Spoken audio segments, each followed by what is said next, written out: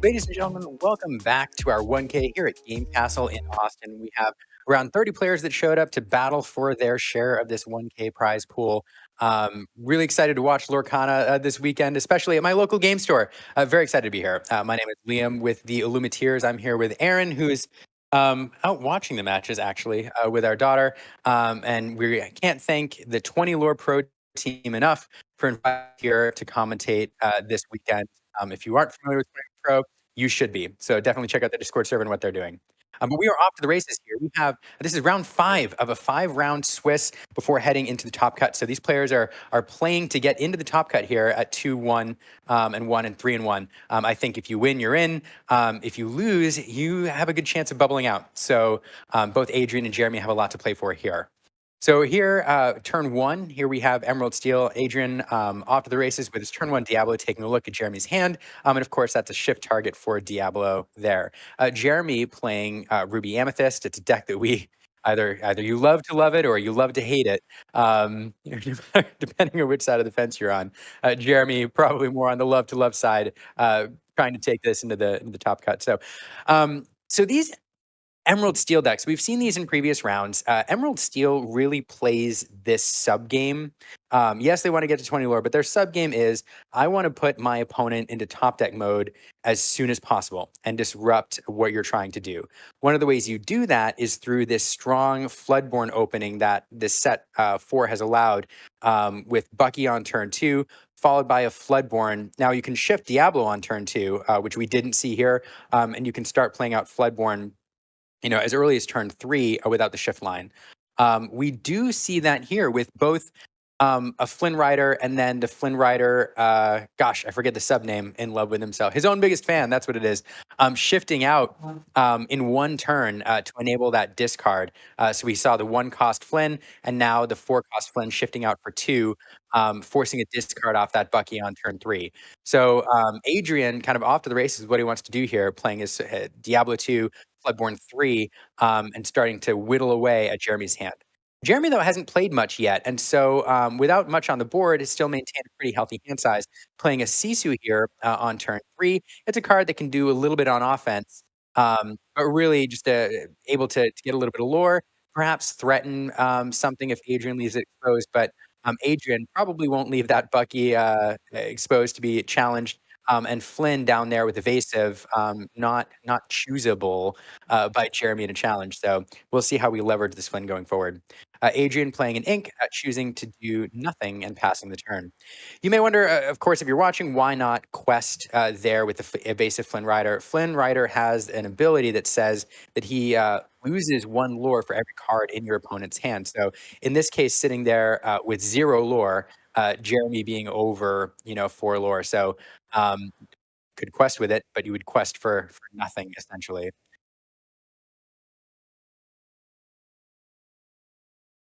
So back over to Adrian after we play a genie, and now we're shifting the Diablo. Diablo being a Floodborn forces a discard off the Bucky.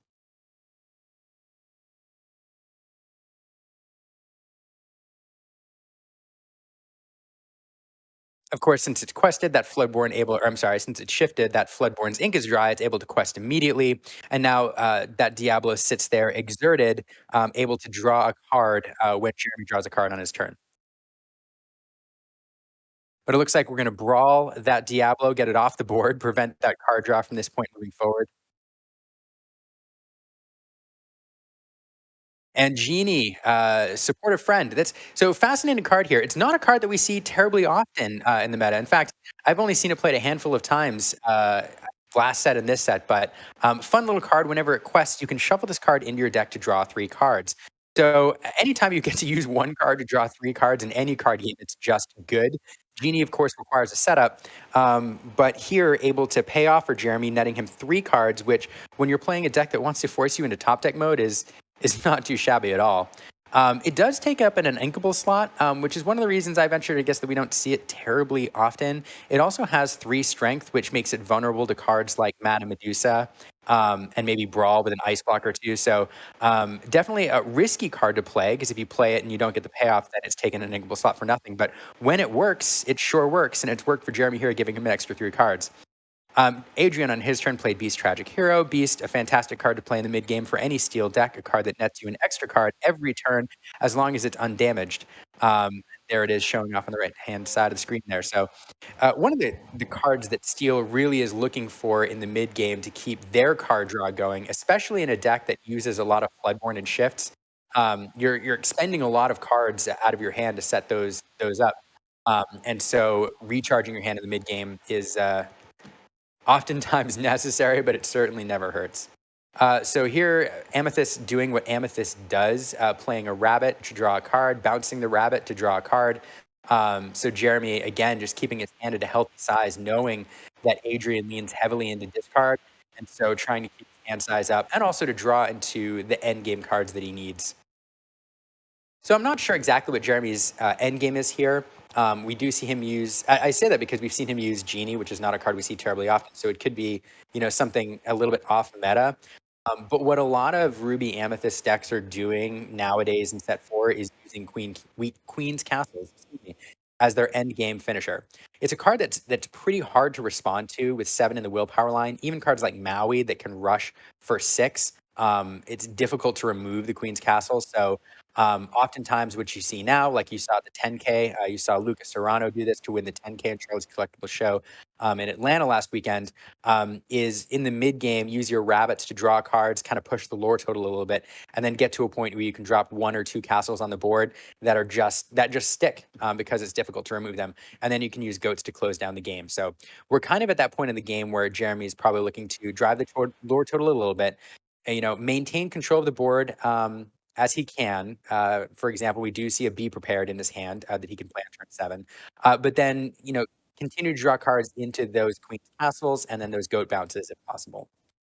Now we see him questing out, which leads me to believe we may see a Be Prepared here. Adrian's board is starting to look a bit oppressive with a couple Floodborn out there. And there it is, cleaning it up. We had the Bucky engine going. We had a couple Floodborn with Robin Hood, Champion of Sherwood, and a Beast out there. And so better to clear it up. And Adrian responding with a Robin Hood, Champion of Sherwood. Of course, it feels a little bit better not to have a Bucky on the board when that's played against you. But Jeremy with the perfect answer, Lady Tremaine, a card that forces Adrian to choose and banish a character when you only have one character on the board. You only have one choice, and that choice in this case is the Floodborn Champion of Sherwood. Coming back to Adrian, he responds with a couple characters, Robin Hood. I think that's Beloved Outlaw. I think that's the name. And then Ursula Deceiver of All, a card that can double sing a song. And there's plenty of songs in these Emerald Steel decks for it to make use of. Beloved Outlaw, nailed it. And back over to Jeremy. Jeremy with a lot of cards in hand, choosing here to play a rabbit to draw a card. And then we're going to brawl the Deceiver of All. Deceiver of All, not a card you like to leave your opponent available to your opponent on their turn. Having a song played against you feels bad. Having a song played against you twice feels extra bad. And really, at this point, it looks like um, Adrian saying there's probably nothing that he can do. Hand's been emptied, and it looks like we've scooped for game 2. That was fast. That was fast. Yeah, what a fascinating game. I'm trying to think through.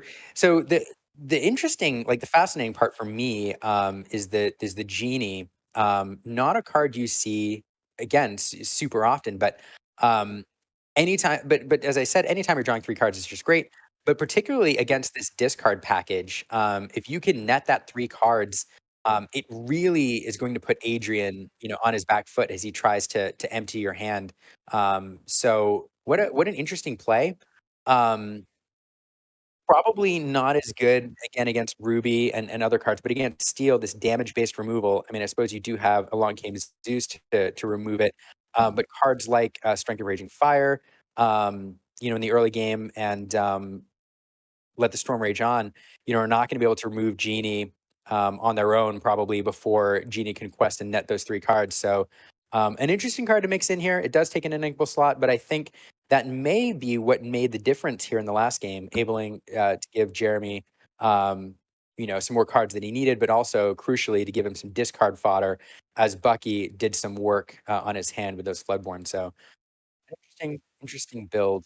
I'm interested to see if we see any other spice in here. All right, so we've shuffled. We're taking a look at our hands here. We'll see how we mulligan. Again, as I highlighted, Adrian really looking for that, um, really looking for that Bucky shift combo, if we can pull it off. So this is the start of it. This is your shift target here on turn one. Taking a look at the hand, seeing what's in there. We do have a Teeth and Ambition, some other removal. Um, I'm not gonna lie, I didn't get a good look at it. Um, but here we have a Queen's Castle going into the Inkwell. Not gonna be useful for several turns. And it looks like we're passing the turn back over.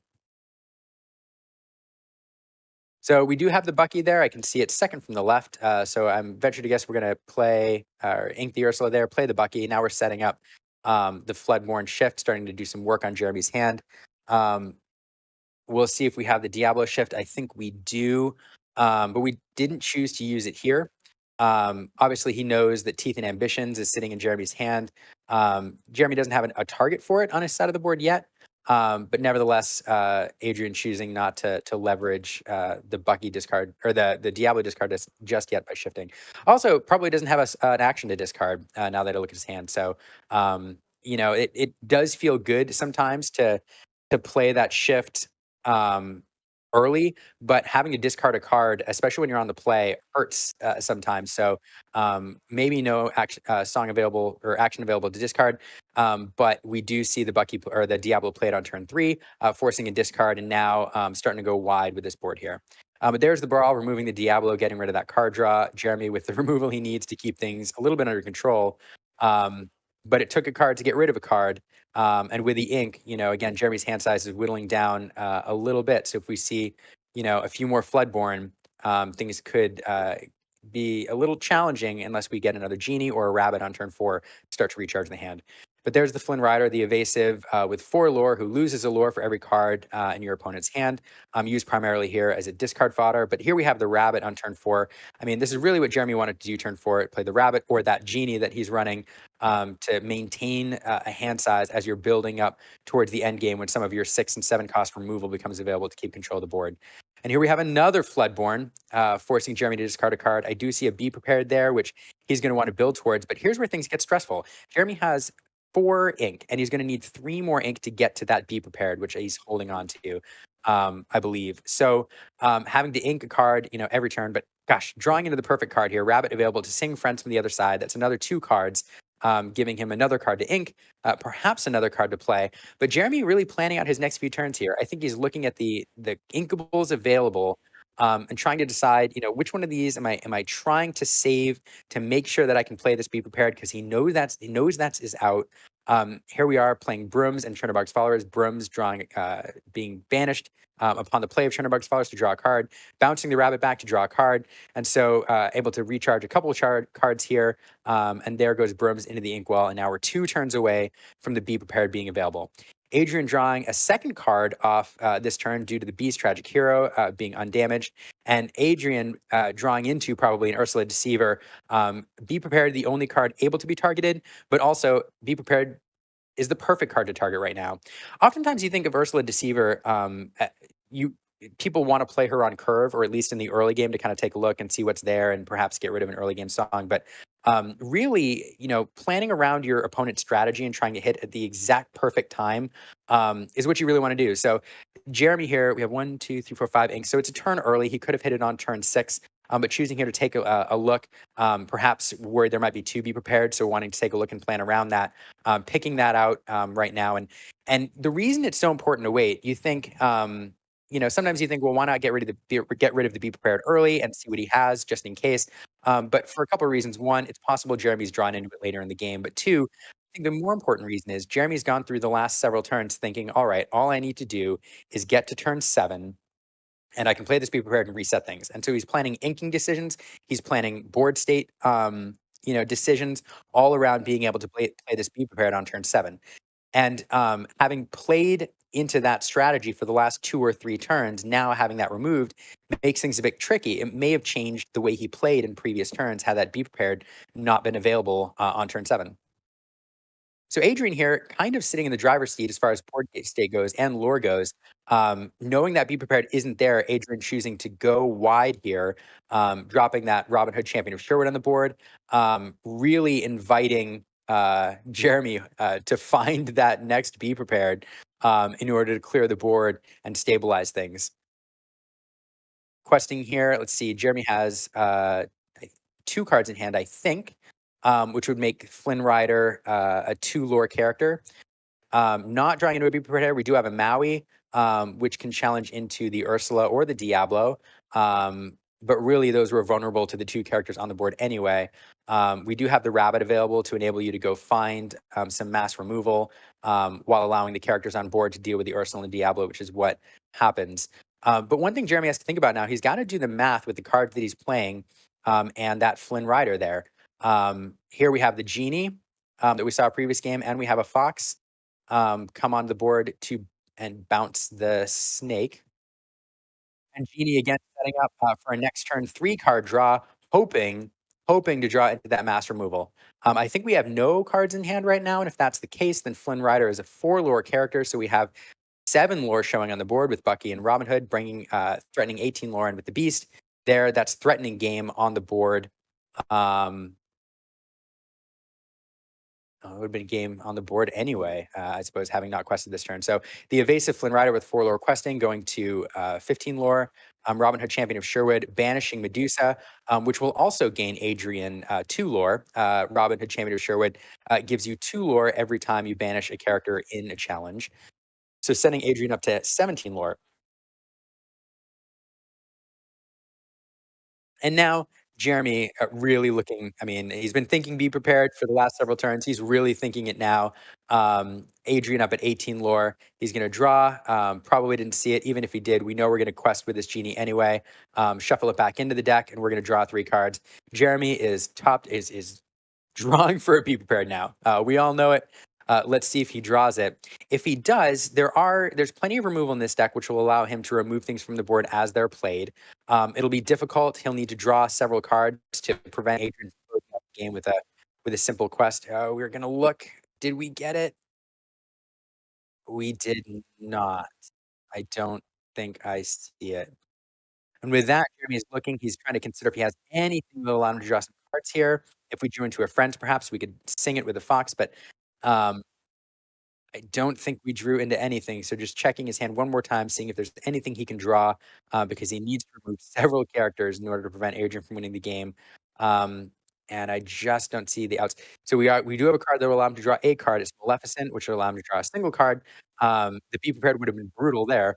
But here we go. Jeremy saying, I don't have the answers here, and Adrian taking it with that floodborne pressure he managed to put on Jeremy with that Bucky. So really, this is Emerald Steel working, as it wants to work. We didn't see the Diablo shift on turn 2, which we sometimes see to apply immediate hand pressure, but I think, most likely that it was played better here, whether Adrian had a card to discard to the Diablo or not. I'm choosing to play it on turn 3. That allows you to keep your board a little bit wider. It gives you that extra Diablo out there, that extra character. So as your opponent removes your characters, you still have, more available. Um, and forcing that discard on turn 3, anyway, and then followed by that evasive Flynn early on. So yeah, great game by the Emerald Steel player here by Adrian. Jeremy, great game as well. But really, the difference between these two games, I think one is the play draw difference, but the other is, Jeremy able to hit that Genie really early on in the first game. Um, Gave him the space that he needed in his hand to absorb some discard before being forced into difficult positions. And then also, I mean, we also have to acknowledge that Adrian picking that be prepared at the perfect time um, also made the difference. Had Jeremy had that be prepared available on turn 7, this is a very different game. But clearly, they're snatching that, you know, before Jammer is able to build up the play it was crucial. So we're gonna look at mulligan decisions here. Jeremy, taking a look. We do see the Genie there. The Genie's going back. Snake's going back. We're keeping a goat and something else. Or no, I imagine those are being kept. Let's see. This is interesting. For those watching, I'm wondering, having seen the work the Genie did in the game one, 'cause you played it very early on. Do you keep the genie? Yes, you do. So those are the keep cards. You keep the genie, and we'll see if we see that on turn four um, to help make the difference here. Yeah, interesting. The genie may have made the difference between game one and two. We'll see if it makes the difference here in game three. As we go into game three, if you're joining us late, this is round five of five-round Swiss. Both these players have done well today, but are really playing, I think, for a chance in the top spot. I think if you win here, you have a good chance of making it in on the low end. If you lose here, you're most likely not making it or bubbling out. So both players with a lot to play for. Here we have Inking Flynn on turn one playing Diablo, taking a look at Jeremy's hand, seeing what he's got available, getting that valuable information, and setting up that shift target for Diablo if we choose to use it. Jeremy with the Chernobog's followers on turn one. This is a great turn one play. Not only does it allow you to net a card upon questing and start to filter through the top of your deck to find your key combo pieces, but two in the stat line is a more aggressive turn one play than some of the others that we've seen from Ruby Amethyst over the past few metas.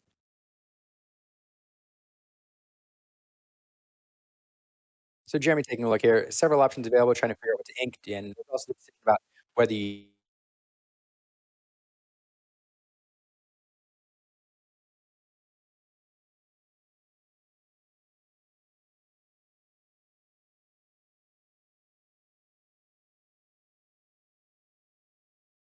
send it to the discard pile in order to net a card off the top of his deck.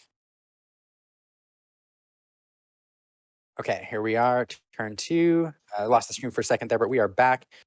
Bucky on turn two, again, it's what you want to see.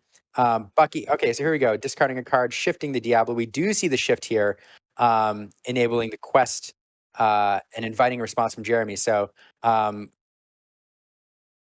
whether or not Adrian chose, I'm interested in whether or not Adrian chose to shift it, not to shift it last game, or whether there was no action available. Nevertheless, we do see it shifted here on turn two to force the discard, and then to set up the card draw um, on Jeremy's turn. So really quick turn from Jeremy there, playing the Sisu. Back over to Adrian. Adrian playing the Floodborn Aladdin on turn three here. Fun card, gives you some item destruction, but also it is a Floodborn on turn three, and it fills um, that three slot. That three Floodborn slot rather than just having to rely on Diablo. Again, Bucky is activated again upon playing that, again, putting more pressure on Jeremy's hand. Jeremy inking a friend from the other side, a card that would have netted him more cards in order to get rid of that Diablo. So perhaps trading some cards.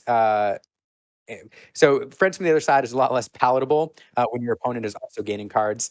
So instead of playing it, choosing instead to brawl that Diablo, get it off the board to prevent Adrian from drawing more cards. And here we have another Floodborn. It's the four-cost Jafar Dreadnought, a 3/4 Floodborn, which will draw you a card whenever it banishes a character in a challenge. So forcing another discard there. There we have the Rabbit going to the discard pile, a card that Jeremy would love to have, again, to keep his hand size up. So several cards now that Adrian's forced Jeremy to get rid of, whether into the Inkwell or into his discard pile, that would have kept the pressure off his hand. I do know the genie was available. We'll see if it's still there. I didn't see a discard, but I may have missed it. I think there it is on top. So here it comes into play. You'll be very happy to have that on the board. Of course, now sitting with two cards in hand. One of them is the Be Prepared that he's hoping to keep, but both of them susceptible here to discard. Um, Perhaps a Floodborn, and then Singing a Sudden Chill will force both cards out of Jeremy's hand and force him to top deck mode. The genie, though, does give him a little bit of insurance, which feels good. But we have five ink being exerted here. I'm guessing we're going to see these Tragic Hero come down. There it is, which will force another discard, and then a Sudden Chill being sung would do it for Jeremy's hand. And Adrian choosing not to do that, instead leaving everything at the ready. And there goes Jeremy immediately questing Genie, shuffling it back into the deck, and we'll draw three cards.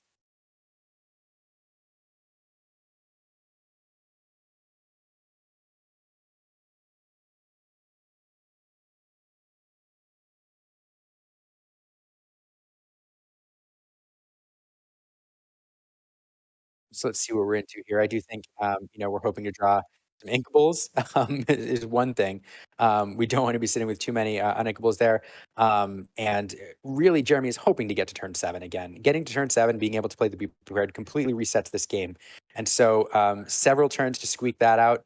We have a goat going into the inkwell now. We need two more turns, or one. We need to survive one more turn, with some cards in hand in order to make it back for that be prepared to come out. So let's see here. Sisu questing. Sisu gaining strength for each card in opponent's hand. In an opponent's hand, Adrian with four cards in hand that Sisu has five strength. So able to do some damage to anything attacking into it, but it won't matter. Being bounced for the snake.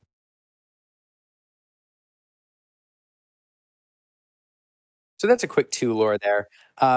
Jeremy is happy to have a character on the board, but doesn't want to play too much out, I don't think, because he really is looking at that be prepared and needs inkables and cards in his hand to put in his inkwell to build up to that be prepared. So that being said, this is one of the last cards he wants to see. We have a second Bucky coming out here, and if Adrian has a Floodborn, he's able to play, which he does. Jafar Dreadnought here, forcing a discard of two out of his hand, and is this is rough. That's going to leave Jeremy with two cards in hand, one of which he wants to ink next turn, perhaps, and one of which is probably the Be Prepared, which he wants to save for turn 7. The problem is, though, with two Buckies in play, any single Floodborn that Adrian top decks is going to force him to discard those two cards. So really having to Oh, and it doesn't even here goes another one. So, sudden chill being saved for this moment. Now, do you get rid of the card you've been saving to play all game, or do you get rid of an inkable? We're getting rid of the inkable. We're saving the be prepared. Jeremy drawing an uninkable. I didn't see what it was. It might have been another be prepared, but clearly drawing something that couldn't be inked. I don't think. I think we would have seen it go to the inkwell. But it doesn't matter because we have another Floodborn. There's Diablo. That's two cards out of Jeremy's hand, and Jeremy just not able to recover, um, just unable to get to stuff. So Genie almost allowed him to turn the corner.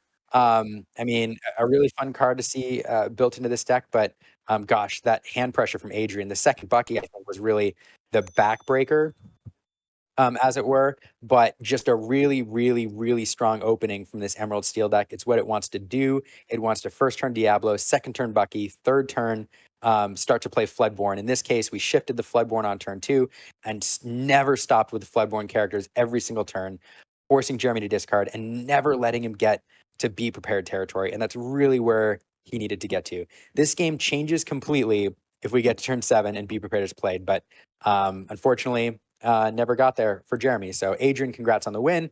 And I'm willing to bet, I have to check the tournament stats. We'll probably see you in the top cut later on. So, all right, folks, I appreciate you standing by for round 5. We are going, don't go anywhere. We're going to cut to the top 8 here before long, and you're going to see the 8 best players here today duke it out for their share of $1,000 here in Austin, Texas. We have some really high caliber level Lorcana players, some really fun decks. We've seen a lot of the Amber Ruby decks, which we haven't seen in terribly many competitive tournaments. Doing well here today, so you'll get to see those against some of the standard meta decks. So don't go anywhere. I'm Liam. I'm here with my wife, Erin. We are the Illumiteers. We run the Illumiteers YouTube channel. If you don't follow us, go ahead and follow us and subscribe at Illumiteers. If you want to see what we're doing, we bring you Lorcana content, videos, live streams, etc., trying to bridge the casual competitive gap. And occasionally we commentate a Lorcana challenge, which is a lot of fun.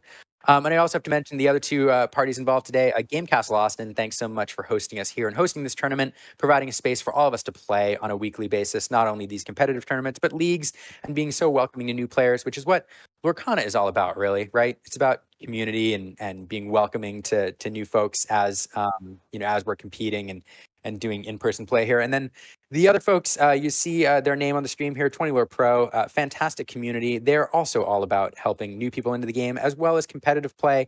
They have several community hubs, one of which is their Discord server, where they really do a lot of helpful coaching and deck techs and deck builds, and they're really open with a lot of their information and just want to help people get better. So, and here they are today bringing you this stream on the heels of bringing us the 10K from Atlanta, Charlie's Collectible Show last weekend. So thank them so much for being here, for bringing us a stream and allowing us to commentate here. And thank you all for watching this Saturday, this Lorcana play. I appreciate everybody who's watching in the chat right now. As I sit here in Game Castle and bring this game to you. So yes, thank you all to you all. So I think I'm going to take a break here. We're going to go over. We may get a player interview. We'll see. And then don't go anywhere because we're going to bring you the top 8. We're gonna see which decks rose out of the the chaos of the Swiss rounds to go into the top cut, and I'm looking forward to it. So, and I hope you are too. So thanks again, and I'll see you all in a bit. Everybody, we are back waiting for top 8 to get announced, and we are talking with, I believe, one of the top 8 finishers who just won that match. I hope 4-1 is good enough. I can only hope. Fingers crossed. So, Adrian, how do you think that match went? What are your thoughts? So as a green steel player in set 4, I'm always very happy to play against red purple. I did win the die roll and he still beat me game 1. I can't remember if I should have done something differently, but yeah, I just think that when you have the Bucky, you're just able to make sure they never have resources to play their expensive cards. And I guess in that first game, I didn't do that as well as I should have. How does it feel to play the deck that I think everybody loves to hate? I mean, I understand why people hate it. In Magic, decks like that have been phased out a lot. In modern Magic, I think they aren't fun to play against. I don't begrudge people for hating it, but I was the same way with red purple in set 2. I was like, if I can't beat him, I'm going to join him, and so I just decided to start playing the deck. Yeah. And I'm actually playing the Rats deck from Chicago. Yeah, Yeah. he's a good guy. Yeah, he's a very cool dude. Yeah. Mr. the Rat, we call him. So, something that we saw that unique in your opponent's deck was a genie popping up. What did you think about that when you saw that kind of come out? Because that's not a part of the usual build. So I will admit, when he played it, I was kind of like, oh, that's weird. And I was like, is this card really good? And then, in the first game, I don't think I respected it as much. But when he played it in the second one, and I was like, oh, this is just this uninteractable way he's going to get to draw 3 cards, which I am actively trying to take cards out of his hand. So it undoes like 3 Bucky activations, right? And so when I started thinking about it that way, I was a little like, I get it, because I have nothing that can kill except for my Along Came Zeus, which I don't want to use on it, probably. Or he gets to gas back up. So it actually was a little bit scary from my side. So, you've played in some of these really huge Lorcana challenges, and we're now back in our local community in our LGS. How does it feel? What's kind of different about like playing on this massive scale versus playing, in a local tournament this weekend? So I will say, playing at the massive scale, like obviously there's a lot more people. One thing that's interesting about this 1K is hardly anyone here is from outside of Austin. So it's a very like Austin 1K, and you're basically getting to like hang out with your friends. But I will say that at the big tournaments, everyone I've met has been super, super, super friendly. And it's a very, very welcoming vibe. So a lot less so in other games, I feel like it's actually closer to the same experience where you're just sort of hanging out with your friends and having fun. So, are you gearing up for any major events? I think you're missing Fort Worth coming up because you have a fun trip planned, but are you guys gearing up for any other of the challenges? I did get a ticket to Toronto, so we'll see what I'm going to play for that. That's like the big question for me right now. Okay, yeah, because we're going to be in this current meta, I think, Yeah. still for one more. So, thinking maybe you'll hold out on your Emerald Steel deck. Yeah, I think I'll probably play Emerald Steel just because that's what I've been playing this set, and I've had success with it. More success with it than other decks. It was so great getting to talk to you, Yes, one of thank you our so much, local Adrian. fav. Yeah, absolutely. Thank you for joining me, and best of luck in top 8. Thank you. Thanks so much, everybody.